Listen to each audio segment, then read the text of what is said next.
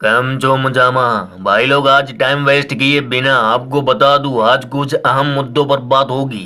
पहला कि गैंगस्टर दीपक boxer Mexico में क्या कर रहा था। दूजा कि दिल्ली पुलिस ने इस गैंगस्टर को मेक्सिको में जाकर कैसे पकड़ा। तीसरा बॉक्सर था नेशनल लेवल का चैंपियन खिलाड़ी तो अपराधी कैसे बना। चौथा कि दीपक बॉक्सर के पकड़े जाने पर जितेंद्र गोगी और लॉरेंस बिश्नोई गैंग को कितना नुकसान होएगा। और जिन 28 गैंगस्टरों की हाल ही में लिस्ट तैयार हुई खुद गृह मंत्रालय इस ऑपरेशन को लीड कर रहा है तो वह 28 गैंगस्टर है कौन। बने रहे गुज्जू भाई के साथ आज मैं तांडव मचा डालेंगा।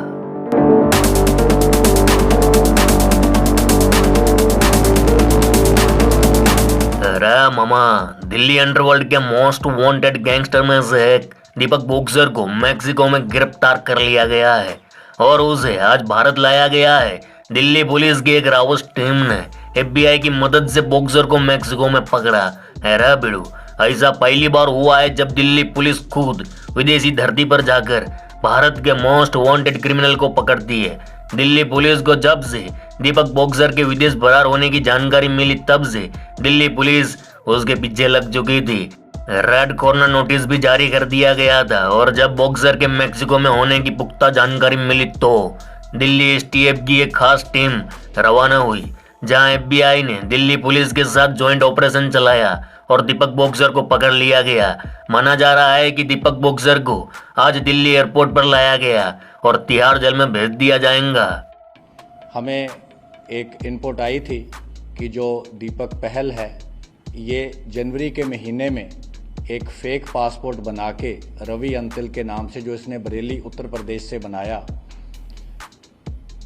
ये बाहर जाने में दुबई जाने में कामयाब हुआ। इसने कलकत्ता से फ़्लाइट ली, दुबई से ये अलमाती कज़ाकिस्तान चला गया, अलमाती से ये टर्की गया, टर्की से फिर इसने फर्दर जो रूट था Paramaribo, port of Spain, Panama City, El Salvador और फाइनली ये मेक्सिको पहुंच गया।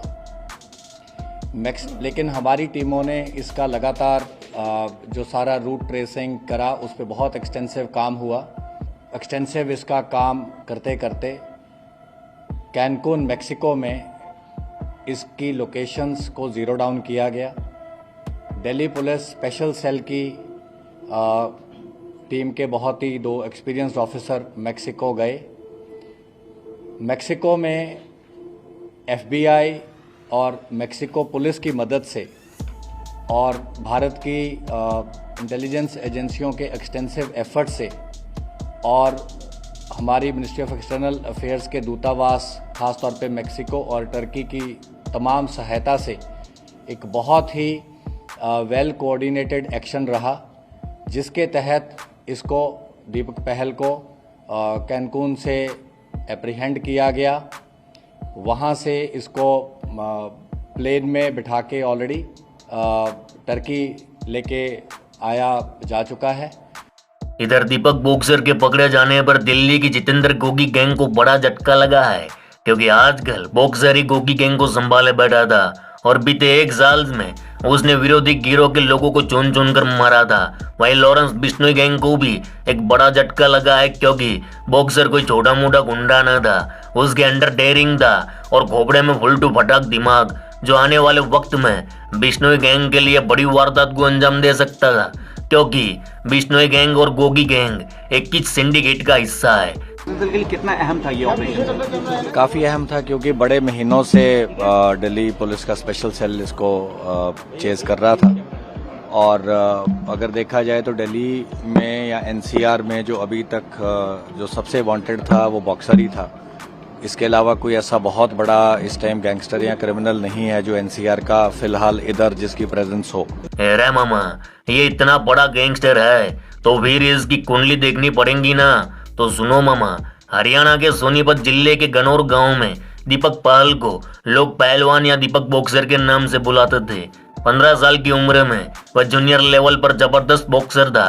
57 केजी वर्ग में वह जूनियर नेशनल चैंपियन भी बना, लेकिन अचानक से उसने अपराध की दुनिया का रास्ता पकड़ लिया। और दीपक जो बॉक्सर अरेस्ट किया है ये लड़का नेशनल लेवल का चैंपियन है।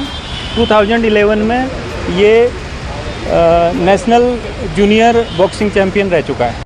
ये फोटो देख रहे हो, इस फोटो में दिखाई देने वाली बुजुर्ग महिला दीपक बॉक्सर की माँ है और उसके हाथ में जितने भी मेडल है ना, वो सारे दीपक बॉक्सर ने अपने हुनर और मेहनत से जीते थे।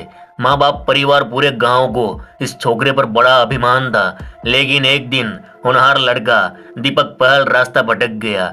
आज गांव परिवार यहाँ तक कि घर वालों ने भी उससे रिश्ते मोड़ लिए हैं। बस एक बूढ़ी माँ एक आस में बैठी है कि एक दिन मेरा दीपक सुधरेगा और मैं उसे सीने से लगाऊंगी।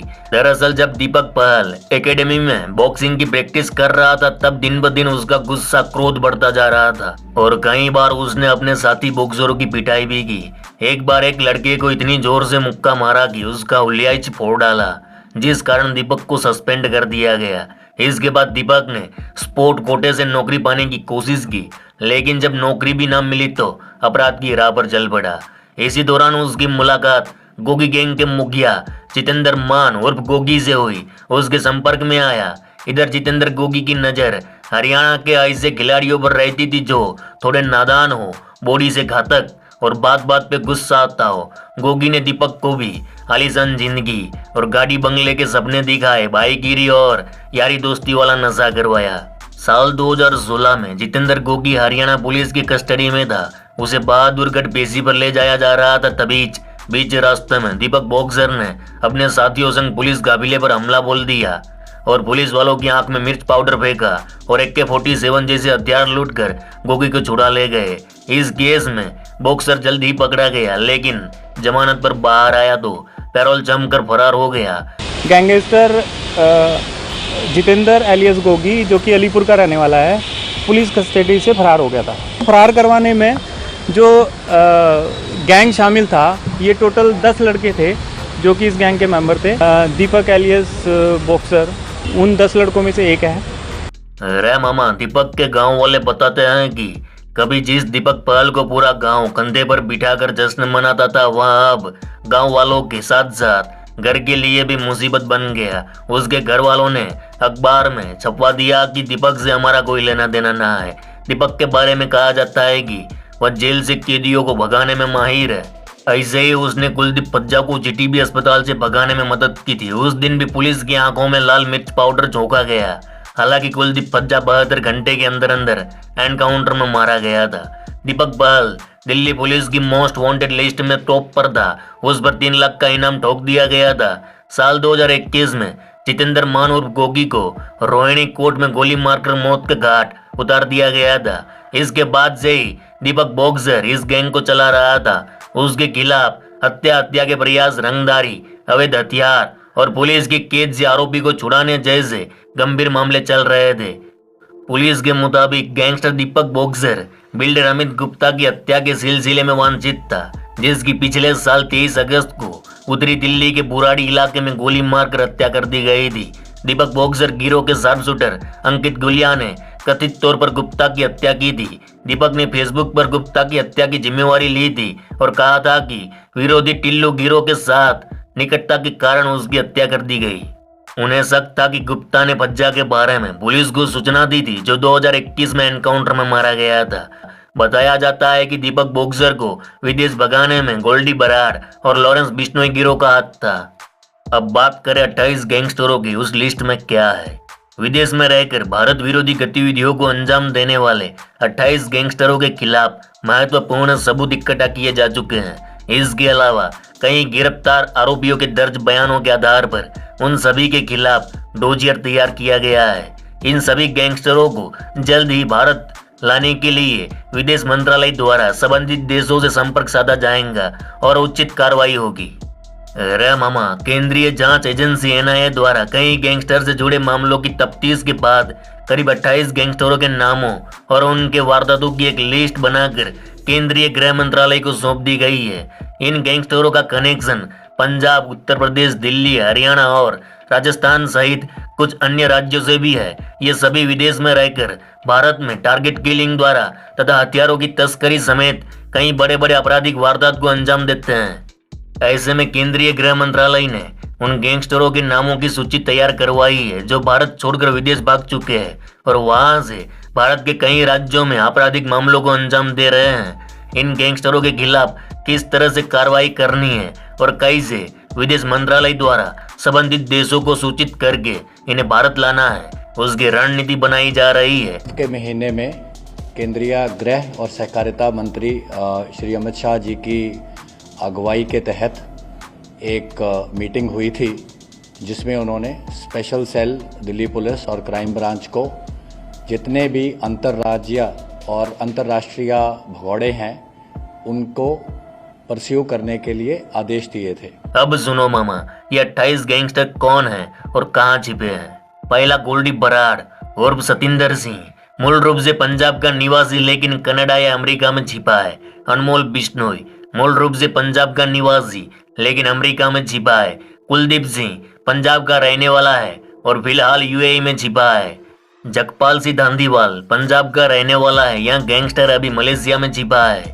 हरविंदर सिंह संधू पंजाब का रहने वाला है, पाकिस्तान में छिपा है। रोहित गोदारा राजस्थान का रहने वाला है, यूरोप के किसी देश में छिपा है। गुरविंदर सिंह पंजाब का रहने वाला है, कनाडा में छिपा है। सचिन थापन पंजाब का रहने वाला है, अजरबैजान में छिपा है। विक्रम सिंह बराट राजस्थान का रहने वाला है, यूएई में छिपा है। स्नेवर ढिल्लो कनाडा का रहने वाला है, इसके पूर्वज भारत के हैं। राजेश कुमार जो ब्राजील में छिपा है। गगनदीप पंजाब का रहने वाला है, कनाडा में छिपा है। हरजोत सिंह गिल पंजाब का रहने वाला अमेरिका में बैठा है। दरमनजीत सिंह उर्फ दरमन कहलो अमेरिका में छिपा है। अमृत बाल अमेरिका में छिपा है। सुखदुल सिंह उर्फ सुक्खा धोने के कनाडा में छिपा है। गुरपिंदर सिंह उर्फ बाबा दल्ला कनाडा में बैठा है। सतवीर सिंह वारिंग उर्फ सैम जो कनाडा में रहता है। लखबीर सिंह लांडा कनाडा में छिपा है। हर्षदीप सिंह उर्फ हर्ष दल्ला कनाडा में छिपा है। चरणजीत सिंह उर्फ रिंकू बिल्ला कनाडा में बैठा है। रमनदीप सिंह उर्फ रमन जज कनाडा में छिपा है। गौरव पटियाल उर्फ लक्की पटियाल आर्मेनिया में छिपा है। सुखप्रीत सिंह उर्फ हैरी चट्टा पंजाब का रहने वाला है, जर्मनी में छिपा है। मनप्रीत सिंह उर्फ पित्ता पंजाब का रहने वाला है, जो फिलीपींस में छिपा है। रमनजीत सिंह उर्फ रोमी हांगकांग में छिपा है। गुरजंत सिंह उर्फ झंटा ऑस्ट्रेलिया में छिपा है। संदीप ग्रेवल उर्फ बिल्ला जो अभी इंडोनेशिया में छिपा है। तो भाई लोग, अब इन गैंगस्टरों पर गृह मंत्रालय की कड़ी नजर है। अब उत्तर भारत के सारे गैंग्स, लॉरेंस बिश्नोई बम्बिया गैंग से लेकर दिल्ली तक की गैंग की कमर टूटेगी। और इसी मुहिम के तहत दीपक बॉक्सर पकड़ा गया। तो भाई लोग देखते हैं अब किसकी सामत आने वाली है, कौन सा गैंगस्टर भारत लाया जाएगा। तो मामा आज के लिए बस इतना ही। चलो इस गुज्जू भाई का राम राम, मिलते हैं फिर।